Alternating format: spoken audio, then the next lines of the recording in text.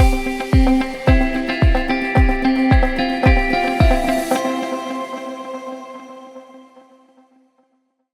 Everyone and अस्सलाम वालेकुम। Welcome back to another lecture जहाँ पर हम अपना चैप्टर कवर कर रहे थे governance and stakeholders. Sir आज की इस क्लास के अंदर हम बेसिकली कवर कर रहे होंगे एक बहुत ही ज़्यादा easy and very important topic that is called corporate social responsibility, that is CSR। अच्छा, अब देखिए मैं इसको CSR को पढ़ता भी किस तरह से, मैं पढ़ता हूँ कॉर्पोरेट सोशल रिस्पॉन्सिबिलिटी। ये जो ब्रेक लेकर मैं पढ़ा है, ये ब्रेक मैंने जानबूझकर लिया है। क्यों? क्योंकि यहाँ पर मैं बात कर रहा हूँ एक कॉर्पोरेट की सोशल रिस्पॉन्सिबिलिटी की, कि एक कॉर्पोरेट की क्या सोशल रिस्पॉन्सिबिलिटीज़ होती हैं, क्यों उसकी सोशल रिस्पॉन्सिबिलिटीज़ होती है बेसिकली, वो आज हम इस लेक्चर में देख रहे होंगे। तो आइए स्टार्ट करते हैं। सबसे पहले हम यहाँ पर देखते हैं, तो ये कहता है corporate are considered as a legal person, okay, and it exists within the society।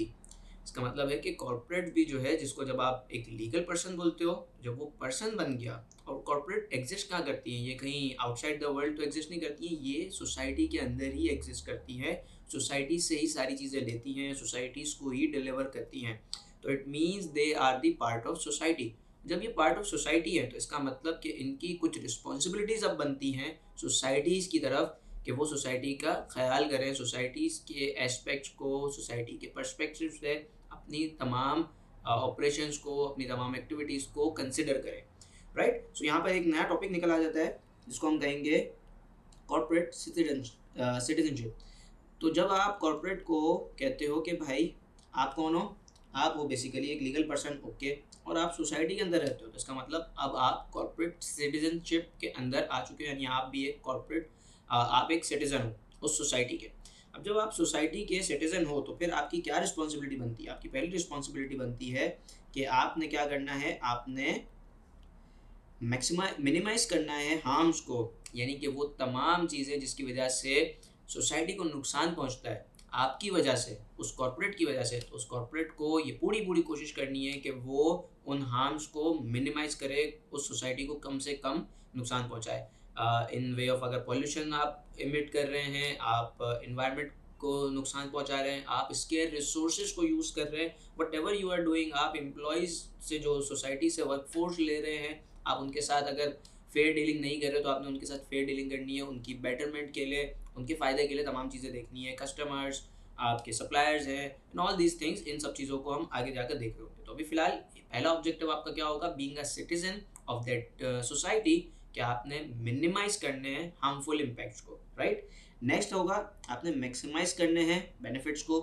So if I से कि जो हमने अभी पढ़ा था कि मिनिमाइज करना है हार्म्स को, उसको अगर मैं रिवर्स कर दूं, ऑपोजिट कर दूं, तो वो क्या होगा, वो होगा कि आपने मैक्सिमाइज करना है बेनिफिट्स को, यानी आपने अपनी सोसाइटी को गिव बैक करना है। जो सोसाइटी से आप फेवर्स ले रहे हैं उनको आपने रिटर्न करना है, आपने बेनिफिट्स ज़्यादा से ज़्यादा सोसाइटी को प्रोवाइड करना है, अपनी ओवरऑल स्ट्रेटेजी के अंदर बिल्ट इन करना है कि किस तरह आप सोसाइटी को फ़ायदा पहुंचा सकते हैं। नेक्स्ट होगा आपके मेंटेन करना है balance between all the stakeholders. आपके जितने भी स्टेक होल्डर हैं, इंटरनल हो, एक्सटर्नल हो। इंटरनल में आपकी मैनेजमेंट है, एम्प्लॉयज़ है, वर्क फोर्स है, सही है। एक्सटर्नल में हम आते हैं तो एक्सटर्नल में आपके पास गवर्नमेंट आ जाती है, आपके सप्लायर्स आ जाते हैं, आपकी जो ट्रेड यूनियंस हैं, उसके अलावा जो आपकी सोसाइटीज़ हैं, जो कम्युनिटीज़ हैं, ठीक है। गवर्नमेंट के अलावा जो टैक्स अथॉरिटीज़ हैं, जितने भी स्टेक होल्डर्स हैं, आपने उन सबको मेंटेन करके चलना है, उनके साथ एक बैलेंस क्रिएट करना है। ऐसा नहीं करना कि आपने किसी एक ग्रुप ऑफ स्टेक होल्डर को बिल्कुल ही निगेट कर दिया, या आपने, चूँकि उनकी कोई पावर नहीं है या उनके पास इतना इंटरेस्ट नहीं है उनका, तो आप बिल्कुल उनको निगेट कर रहे हो, उनको बिल्कुल ही फोकस ही नहीं कर रहे हैं। क्योंकि हमने मेंडलो स्टेक होल्डर मैट्रिक्स में पढ़ा था कि आप किस तरह से स्टेक होल्डर्स को डील कर रहे होते हैं। वो हमने पढ़ा था बेसिकली एक कमर्शियल पर्सपेक्टिव के हिसाब से, यानी कि अगर एक ऑर्गेनाइजेशन कमर्शियल पर्सपेक्टिव के हिसाब से चलेगी तो उसका एक क्या मोटिव है, कमर्शियल ऑर्गेनाइजेशन का जो कमर्शियल ऑब्जेक्टिव या कमर्शियल पर्सपेक्टिव क्या होता है, वो तो ये होता है कि आपने मैक्सिमाइज करना है कि इसको हम, नाउ इट इज फाइन,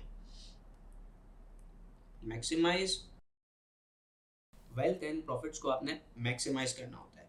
लेकिन बीइंग अ कॉर्पोरेट सिटीजन, ठीक है। तो आपकी कुछ और भी जिम्मेदारियाँ होती हैं बियॉन्ड दैट ऑब्जेक्टिव। ये जो आपका मैक्सिमाइज प्रॉफिट और वेल्थ की बात है, उससे आगे भी आपकी कुछ रिस्पॉन्सिबिलिटीज़ बनती है, जिसको हम कॉर्पोरेट सोशल रिस्पॉन्सिबिलिटी में पढ़ रहे होंगे, राइट। सो आगे बढ़ते हैं, कुछ और टॉपिक्स को देखते हैं। तो यहाँ पे ये कहता है कि चूंकि आप कॉर्पोरेट सिटीजन बन चुके हैं, आप सोसाइटी का पार्ट है, देयरफॉर आपके ऊपर कुछ रिस्पॉन्सिबिलिटीज आ जाती है। वो रिस्पॉन्सिबिलिटीज क्या है? Therefore corporate have to consider their impacts on social and environmental impacts. अब आपको कंसिडर करना पड़ेगा कि आपकी वजह से सोसाइटी के ऊपर और एनवायरनमेंट के ऊपर, एनवायरनमेंट का मतलब क्या? एनवायरनमेंट का मतलब जो आपका फिजिकल एनवायरनमेंट है अराउंड यू, वो, और सोशल यानी कि जो लाइफ है, सोशल का मतलब होता है जो लाइफ आपके अराउंड है उसके ऊपर क्या इम्पैक्ट आ रहा है। So we are talking about the living and non living both of the things which are around you, और जिसके ऊपर आपका इम्पैक्ट होगा, you have to consider them. CSR means the extent to which the organization recognize its responsibility for the social and environmental aspect। CSR का मतलब होता है कि किस एक्सटेंट तक आप इस चीज़ को रिकग्नाइज करते हो, ऑर्गेनाइजेशन रिकग्नाइज करती है अपनी रिस्पॉन्सिबिलिटीज़ को for social and environmental aspects. अब आपके पास कुछ मेन एरियाज़ हैं जो कि अगर मैं कॉर्पोरेट सोशल रिस्पॉन्सिबिलिटीज़ की बात करूँ तो कुछ 5 हमारे पास एरियाज़ हैं जिसको मैं कहूँगा कि ब्रॉडर एरियाज़ या ब्रॉडर कैटेगरीज जहाँ पर आप अपनी रिस्पॉन्सिबिलिटीज़ को फुलफिल कर रहे होंगे। तो फर्स्ट आपके पास आती है योर एम्प्लॉयज़, यानी आपकी एम्प्लॉयज़ से रिलेटेड जो रिस्पॉन्सिबिलिटीज़ हैं कि आप अपने एम्प्लॉयज़ को क्या पे प्रोवाइड करते हो, किस तरह का पे स्केल, बेनिफिट्स जो अदर देन पे स्केल होते हैं, आप उसको हेल्थ प्रोवाइड करते हो, उनके चिल्ड्रन की एजुकेशन की बात करते हो, फैमिली की हेल्थ इंश्योरेंस वगैरह, कार अलाउंस दे रहे हो, हॉलीडेज़ कितने दे रहे हो, आप उनके साथ उनको वहाँ पर वर्क प्लेस में किस तरह का एनवायरनमेंट प्रोवाइड कर रहे हो। All these things are related to employees. तो उन एम्प्लॉयज़ के साथ आप किस तरह का ट्रीटमेंट करते हो। So this also falls in the corporate social responsibility, कि वो आपके सोशल इम्पैक्ट में आ रहा होता है। Next we have the customer and suppliers. तो कस्टमर और सप्लायर के पर्सपेक्टिव से अगर मैं बात करूँ तो कस्टमर और सप्लायर्स के साथ आपने फेयर डीलिंग करनी है। अगर कुछ ऐसे कस्टमर्स हैं आपके जो कि बहुत ज़्यादा वीक है, जिनकी बार्गेनिंग पावर बहुत कम है, so you don't need to do कि आप उनके साथ बिल्कुल ही ज़्यादती कर रहे हैं, आपने बिल्कुल ही उनको इस तरह से क्रश कर दिया है, आपने बिल्कुल कोई उनके लिए मार्जिन नहीं छोड़ी है, ठीक है। तो ये चीज़ आपने इसको भी थोड़ा सा कंसिडर करना है। और सप्लायर के साथ भी यही है कि अगर आपका बहुत कोई वीक सप्लायर है तो आप उसके साथ अनड्यू प्रेशराइज नहीं करेंगे, आप उससे अनड्यू फेवर्स नहीं ले रहे होंगे, ताकि आप बिल्कुल ही, क्योंकि देखिए बीइंग अ कंपनी आपका मोटिव क्या है कि आपने अपने प्रॉफिट्स को मैक्सिमाइज करना है। सो टू डू दिस आप अपने कस्टमर्स के साथ भी मैक्सिमम उनको जितना भी सप्रेस कर सकते हैं आप करेंगे, सप्लायर्स को भी जितना सप्रेस कर सकते हैं करेंगे, but from the social perspective from social responsibility perspective आपको उनके साथ फेयर डीलिंग करनी है। You have to stay fair with them, right. Next we have social community. यहाँ पर ये चीज़ हट गई है, let me write it. Social community. So social community में बात आती है कि जो आपके इर्द गिर्द कम्युनिटीज़ हैं, जो आपके इर्द में सोसाइटीज़ होंगी, कुछ लोग जो रहते हैं, जो वो लोग जो आपकी कंपनी के इर्द गिर्द, अगर फॉर एग्जांपल आपकी फैक्ट्री के अराउंड कोई विलेज है, कोई सोसाइटी है, कोई एरिया है जहाँ पर आबादी है, लोग रहते हैं, तो आपने उनका ख्याल रखना है कि आप वेस्ट की किस तरह से उसको वेस्ट को किस तरह आउट करते हैं, आपकी फैक्ट्री से किस तरह की रेडिएशंस निकल रही हैं, किस तरह के कार्बन्स एमिशन हो रही है, जिसकी वजह से उस सोसाइटी को नुकसान तो नहीं पहुंच रहा, राइट। उसके अलावा अगर मैं कस्टमर की एक और बात करूँ, कस्टमर में ये भी है कि आपने कस्टमर्स को ऐसी प्रोडक्ट, ऐसी सर्विसेज प्रोवाइड करनी है कि जो उनके लिए हार्मफुल ना हो, जो उनके लिए बेनिफिशियल हो, और तमाम टेस्टिंग और तमाम तरह के ट्रायल्स एंड इस तरह की चीज़ों से गुजार के अपने कस्टमर की तरफ प्रोडक्ट्स को भेजना है, ताकि कोई भी चीज़ उनको नुकसान ना पहुँचाए, चीज़ें हमेशा से पहले से ही टेस्टेड हो। Next we have environment. So environment में हमारे पास आती हैं, we have scarce resources, we have waste disposal and the pollution. यानी कि आप एनवायरनमेंट को लेकर आपकी क्या रिस्पॉन्सिबिलिटीज़ है, आप एनवायरनमेंट को कितना नुकसान पहुंचा रहे हैं, आप एनवायरनमेंट की स्केयर रिसोर्सेज को किस तरह यूज़ कर रहे हैं। ऐसा तो नहीं है, क्योंकि देखिए हमारे पास बहुत सारी ऐसी रिसोर्सेज हैं जो कि बहुत कम क्वांटिटी में, और एक वक्त आएगा कि वो ख़त्म हो जाएंगी। So if you are using those scarce resources, for example जिस तरह हमारे पास फ्यूल है, fuel is going to end in few years, तो उसको आप किस तरह यूज़ कर रहे हैं, और अगर तो वो ख़त्म हो जाती है तो फिर आप क्या कर रहे होंगे, और उसके जो इम्पैक्ट्स होंगे एनवायरनमेंट के ऊपर, तो वो तमाम चीज़ों को आप कंसिडर कर रहे हैं कि नहीं। वेस्ट को आप किस तरह डिस्पोज ऑफ करते हैं, इररिस्पॉन्सिबिलिटी आप इसको बाहर तो इस तरह वेस्ट नहीं डिस्पोज नहीं कर देते हैं जिसकी वजह से आपके जो सराउंडिंग में लोग हैं उनको नुकसान पहुँचे। पॉल्यूशन आप कितना ज़्यादा इन्वायरमेंट में एमिट कर रहे हैं, और अगर एमिट कर रहे हैं तो उसको निगेट करने के लिए, उसको आप ख़त्म करने के लिए, रिवर्स करने के लिए क्या स्टेप्स ले रहे हैं। These all comes under the environment aspect. Next we have long term sustainability. अब लॉन्ग टर्म सस्टेनेबिलिटी की अगर मैं बात करूँ तो लॉन्ग टर्म सस्टेनेबिलिटी का मतलब होता है कि आप अपनी ऑर्गेनाइजेशन के प्रॉफिट्स एंड वेल्थ को लॉन्ग टर्म में किस तरह आगे लेकर जाते हैं। अब जाहिर सी बात है, अगर कोई कंपनी है जो इन एस्पेक्ट्स को फॉलो नहीं करती है, तो जब वो फॉलो नहीं करेगी तो अल्टीमेटली क्या होगा, या तो अगर आपके एम्प्लॉयज़ आपको छोड़कर चले जाएंगे, या एम्प्लॉयज़ आपके उस तरह परफॉर्मेंस नहीं देंगे, आपका नुकसान होगा। कस्टमर्स आपसे बाय करना छोड़ देंगे क्योंकि आपके प्रोडक्ट फॉल्टी निकलेंगे, आपके प्रोडक्ट उनके लिए नुकसानदेह होंगे, डेंजरस होंगे, हार्मफुल होंगे। आपके सप्लायर्स हो सकता है आपको छोड़ दें क्योंकि आपकी कुछ इस तरह की प्रैक्टिसेस होंगी जो कि अनएथिकल है, तो फिर आपको अगेन नुकसान हो सकता है। सोशल कम्युनिटी, अगर कम्युनिटी आपके अगेंस्ट हो जाए, आपको खिलाफ कुछ जो इन्वायरमेंटल जो कम्युनिटीज़ हैं, इन्वायरमेंटल ग्रुप्स हैं, या कम्युनिटीज़ में जो ग्रुप्स होते हैं, ट्रेड यूनियंस होती हैं, अगर वो आपके अगेंस्ट हो जाएँ और स्ट्राइक पर आ जाए, देन अगेन आपको नुकसान होगा। इन्वायरमेंट में अगर आप इसके रिसोर्सेज को इस तरह यूज़ कर रहे हैं कि आप उसका कोई चेक एंड बैलेंस नहीं है और उसकी एक्सप्लॉयटेशन कर रहे हैं, तो अल्टीमेटली वो इसके रिसोर्स ख़त्म हो जाएंगे या आपके पास अवेलेबल नहीं होंगे, तो आपको अल्टीमेटली अपना बिजनेस बंद करना पड़ेगा। वेस्ट को आप डिस्पोज ऑफ सही नहीं करेंगे तो हो सकता है आपको पेनल्टीज फाइन पे करने पड़े, या आपके इन्वायरमेंट में कोई इस तरह का मसला, जिस तरह कोविड का आया, कोई इस तरह के मसले आ सकते हैं जिसकी वजह से पूरा बिजनेस ख़राब हो सकता है।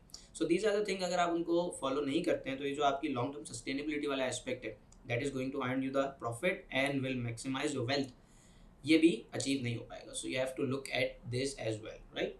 सो this was the 5 broad categories of corporate social responsibilities. अगर आप इनको पूरा करते हैं तो आप बेसिकली कहेंगे कि हाँ, हम कॉर्पोरेट सोशल रिस्पॉन्सिबिलिटीज़ की चेकलिस्ट को फिल कर रहे हैं।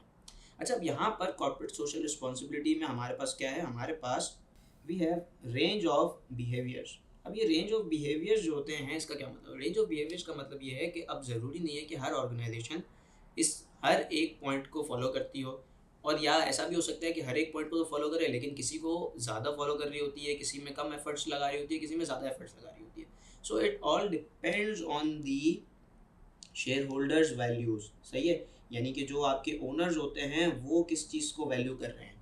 अगर वो एम्प्लॉयज़ की बेटरमेंट को फॉलो ज़्यादा वैल्यू कर रहे होते हैं, तो आप देखेंगे कि वो ऑर्गेनाइजेशन एम्प्लॉयज़ के एरियाज़ में ज़्यादा एफर्ट्स लगा रही होगी, कॉर्पोरेट सोशल रिस्पॉन्सिबिलिटी में ज़्यादा एफर्ट्स कर रही होगी। अगर कस्टमर सप्लायर्स के साथ जो फेयर डीलिंग है उसको फॉलो करती है, जिस तरह हमने एक सवाल पिछले दिनों किया था जिसके अंदर एमिली थी, वो क्या कहता था कि भाई मैं अपने कस्टमर्स को एक्सटेंडेड पीरियड देता हूँ, सप्लायर्स को जल्दी पेमेंट करता हूँ। So that was the we would say generous practice from his side.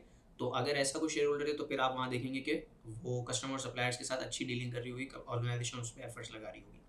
Society and community, यानी इसी तरह से हर एक एंगल को आप देख रहे होंगे कि जो शेयर होल्डर्स की वैल्यू होगी उस हिसाब से उसमें उतनी एफर्ट्स आ रही होगी। सो इट ऑल डिपेंड्स कि शेयर होल्डर्स का क्या माइंडसेट है, उनकी क्या वैल्यूज़ है, बेस्ड ऑन दैट इन सब चीज़ों के ऊपर आप देख रहे होंगे कितना ज़्यादा फोकस किया जा रहा है। नेक्स्ट हमारे पास आता है स्ट्रेटेजिक CSR। अब ये स्ट्रेटेजिक CSR का क्या मतलब है? देखिए, स्ट्रेटेजिक CSR का मतलब, एक तो CSR हो गया नॉर्मल जो अभी तक हमने पढ़ा था। अब स्ट्रेटेजिक CSR का मतलब ये होता है कि आप कॉर्पोरेट सोशल रिस्पॉन्सिबिलिटीज़ की वो एक्टिविटीज़ में जाते हैं जहाँ हमने बात की रेंज ऑफ बिहेवियर्स होंगे, कोई ज़्यादा कर रहा होगा, कोई कम कर रहा होगा, कोई नहीं कर रहा होगा। तो अब यहाँ पर आप वही कॉर्पोरेट सोशल रिस्पॉन्सिबिलिटीज़ की एक्टिविटीज़ की तरफ जाते हैं जिसकी वजह से अल्टीमेटली आपकी कंपनी को फ़ायदा होता है या आपकी कंपनी के ऑब्जेक्टिव्स के साथ वो अलाइन होती है। फॉर एग्ज़ाम्पल, अब हाँ, इसको किस तरह सोचते हैं, हम ये सोच सकते हैं कि फॉर एग्ज़ाम्पल अगर एक कंपनी है जिसकी फैक्ट्री है विलेज में, अब वहाँ पर उसको फैक्ट्री के लिए एक सुपरवाइज़र चाहिए। अब वो सुपरवाइज़र चाहिए तो अब वो क्या करेगी, उसने एक कैंप अनाउंस किया कि वो उस विलेज के जो यंग लोग हैं उनको उसने इनवाइट किया कि हम आपको कुछ 2 महीने तक ट्रेनिंग प्रोवाइड करेंगे। उस ट्रेनिंग के बाद हम एक आपका टेस्ट लेंगे, और टेस्ट के बाद जो भी सबसे अच्छा होगा परफॉर्मर, हम उसको क्या करेंगे, जॉब ऑफर करेंगे। तो अब इससे हुआ क्या, in the I of the people, in the I of society, ये दिखेगा कि ऑर्गेनाइजेशन क्या कर रही है, कॉर्पोरेट सोशल एक्टिविटी कर रही है। कि वो गाँव के लोगों की ट्रेनिंग करवा रही है, बट ट्रेनिंग तो हो रही है, लेकिन साथ साथ कंपनी का अपना भी जो कोर ऑब्जेक्टिव था, जो कोर पर्पस था कि उसे एक सुपरवाइजर चाहिए था, वो भी उसे मिल जाएगा और बाकी लोग भी, उनको भी ट्रेनिंग मिल जाएगी। तो कल को कहीं ना कहीं उनको भी कोई ना कोई एम्प्लॉयमेंट अपॉर्चुनिटी आ सकती है या उनके पास भी कोई ना कोई एक स्किल डेवलप हो जाएगी। सो this is how you do it. For example अगर एक कोई बैंक है तो बैंक के पास भी बहुत सारे ऑप्शन है कि बैंक जो है वो हॉस्पिटल को भी डोनेशन दे सकती है, बैंक किसी चैरिटी में दे सकती है, किसी भी जगह पे भी डोनेशन कर सकती है। बट बैंक ने क्या किया, बैंक ने कहा कि हम क्या करेंगे, हम कुछ लेट्स से अच्छी स्कूल्स में से जो टॉप परफॉर्मर स्टूडेंट्स थे, जो ग्रेजुएट हुए थे, हम उनको फाइनेंस की डिग्री हम उसकी स्पॉन्सर करेंगे। सो दैट क्या होगा कि वो फाइनेंस के इंडिविजुअल आगे जाकर बैंक्स की ही फील्ड में आ रहे होंगे and they would be giving the advantage to that field. So this is how you make the corporate social strategies या corporate social activities align or link with your business strategy, right? So next we have the very easy thing, that is the corporate social responsibility report. अब इस report में क्या चीज़ होती है sir? इस report के अंदर सबसे पहले आएगा कॉर्पोरेट सोशल ऑब्जेक्टिव, यानी कि आपके ऑब्जेक्टिव क्या है, आप कौन कौन से एरिया में किस तरह से सोसाइटी को पे बैक करना चाहते हैं। ये जो हमने यहाँ पर बात की थी, ये जो 5 एस्पेक्ट्स की हमने बात की, इन 5 एस्पेक्ट्स में आपके ऑब्जेक्टिव्स क्या हैं, आप कौन सी चीज़ों को देख रहे हैं और आप किस तरह से कॉर्पोरेट सोशल रिस्पॉन्सिबिलिटी को फुलफिल करना चाह रहे हैं। Then you would be discussing about the policies and procedure which you have aligned, which you have designed, so that you would be performing the corporate social responsibility, or you would be fulfilling your responsibilities. Next पे star बना हुआ है, ये star का मतलब क्या है? Star का मतलब है ये जो पांचों चीज़ें हैं, आप इनके बारे में डिटेल देंगे कि हर एक डिपार्टमेंट में आपने किस तरह से सोसाइटी को पे बैक किया है, आपने किस तरह सोसाइटी को कंट्रीब्यूट किया है। और फिर फाइनली आप बता रहे होते हैं आपके टारगेट्स एंड एक्चुअल परफॉर्मेंस। सही है, यानी कि आप कंपेयर करते हैं कि हमने साल के शुरू में ये टारगेट्स किए थे कि हम लेट से एम्प्लॉयज़ की पे स्केल इतनी बढ़ाएंगे, हम उनकी जो वर्क लाइफ बैलेंस है वो इस तरह से बेटर करेंगे, हम उनकी फैमिली को इंश्योरेंस देंगे, हम उनकी फैमिली की एजुकेशन पे काम करेंगे एंड ऑल दिस थिंग, हम वर्क फोर्स की जो वर्किंग कंडीशन है वो बहुत अच्छी बनाएंगे, सेफ बनाएंगे एंड ऑल दिस थिंग। ठीक है, फिर आप एक्चुअल बताते हैं कि हमने इतने इतने टारगेट अचीव किए, हमने टारगेट से आगे गए, टारगेट से पीछे गए, अगर पीछे गए तो क्या रीज़न थी, and all this thing, that is what you would be disclosing in the corporate social responsibility report. So यहाँ तक ये टॉपिक था हमारा पूरा, जिसमें ये बहुत इजी सी चीज़ें थी जो कि डिस्कस करनी थी हमें। और अगर उस पर कोई तरह का क्वेश्चन आता है, अगर आपके पास कॉर्पोरेट सोशल रिस्पॉन्सिबिलिटी रिपोर्ट आती है, so you can analyse it कि उसमें क्या चीज़ें शॉर्ट कमिंग है, कौन सी और चीज़ हो सकती थी और तमाम चीज़ें। कोई अगर रिपोर्ट आती है उस पर आपको इवेल्यूएट किया जाता है कि कंपनी किस तरह से अपनी कॉर्पोरेट सोशल रिस्पॉन्सिबिलिटीज़ की एक्टिविटीज़ को इन्हांस कर सकती है, तो भी आप बता सकते हैं कि इन एरियाज़ में से, ये जो एरियाज़ हमारे, इन एरियाज़ में से कौन कौन से एरिया में वो मज़ीद कुछ कंट्रीब्यूशन कर सकती है जिसकी वजह से उसको फ़ायदा होगा। तो ये तमाम चीज़ें थी। आई होप कि मैं आपको बहुत अच्छे से समझा पाया हूँगा। See you in the next lecture. Till then, अल्लाह हाफ़िज़।